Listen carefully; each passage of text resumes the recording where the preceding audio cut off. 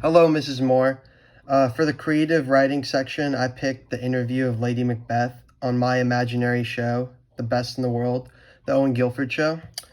All right, we will begin. Hello, I am Owen Guilford, and I'm here with a special guest from the tragedy of Macbeth, Lady Macbeth.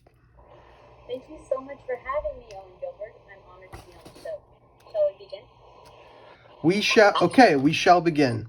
So, Lady Macbeth, how would you describe your overall relationship with Macbeth? Well, I would say that it started off very well, but once he became king, he started getting crazy, which ultimately led to the end of his reign and the end of our relationship. But didn't you want for him to be king in the first place? Yes, but I did not know that he would turn out to become so crazy and psychologically unstable. Did he want to be king initially, though? Eventually, he did. Well, obviously, but that is not the question I asked. Can you answer my previous question, please? Fine. I persuaded him to fulfill the prophecy of becoming king. What did he have to do in order to become king? Well, he had to kill King Duncan. Did you have anything to do with the death of Duncan? No, not at all. Lady Macbeth, I have to confess something to you of something. I cannot stand liars, especially when they lie right in front of my face. Seriously, tell me what had happened. Okay, fine.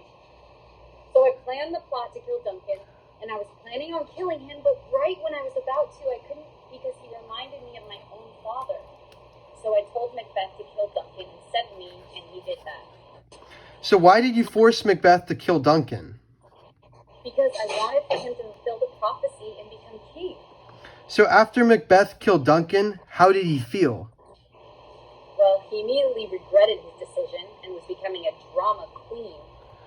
So, do you feel any responsibility at all for him feeling this way, or no?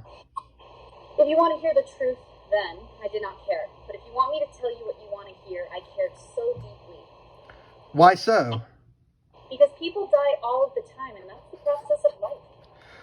Okay, let's move on to the next question.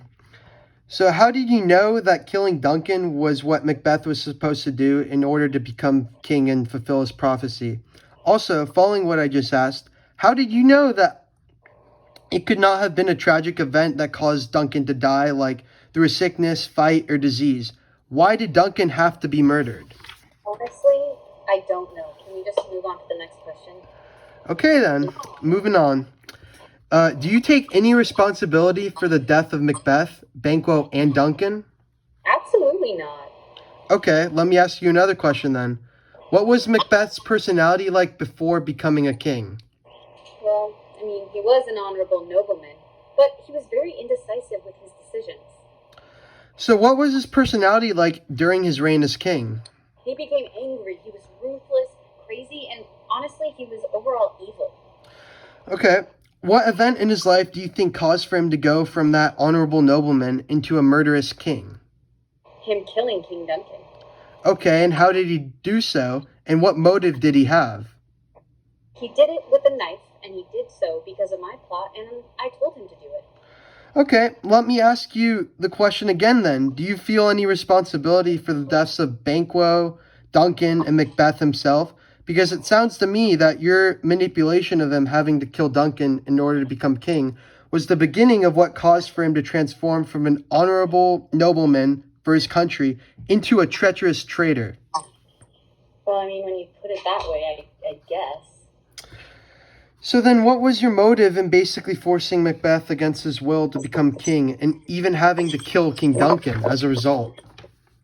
I don't know. I just thought it would be really cool to be the spouse of a king and that it would raise my social status in society tremendously. So then, was it really worth it in the end to do all this in order for Macbeth to become king? I guess not, because it led to the deaths of so many innocent people and led me to suffering and feeling guilty for the rest of my life. Now I have a final question with a follow-up question, depending on your response. So if you could, would you have done anything differently? Absolutely. Then what would you have done differently? Assuming that I know what would happen in the future if I did persuade Macbeth to become king by killing Macbeth, then I would not have persuaded him in the first place to do that horrible deed. That is what if I had the power to change, I would change.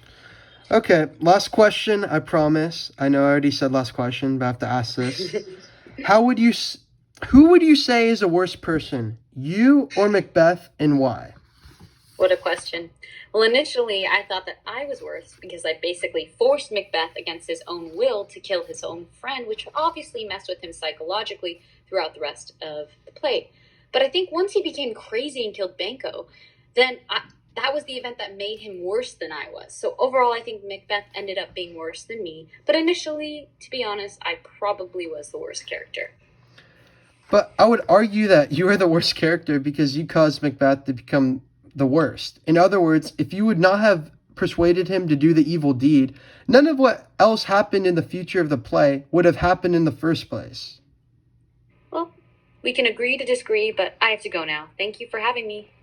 Likewise, but it was an honor for you to come on the show, and I know that I was grilling you with some harsh questions, but that is my job. You eventually owned up to your mistakes, which is why I now have some sort of ounce of respect for you. See you next time. Goodbye. Goodbye.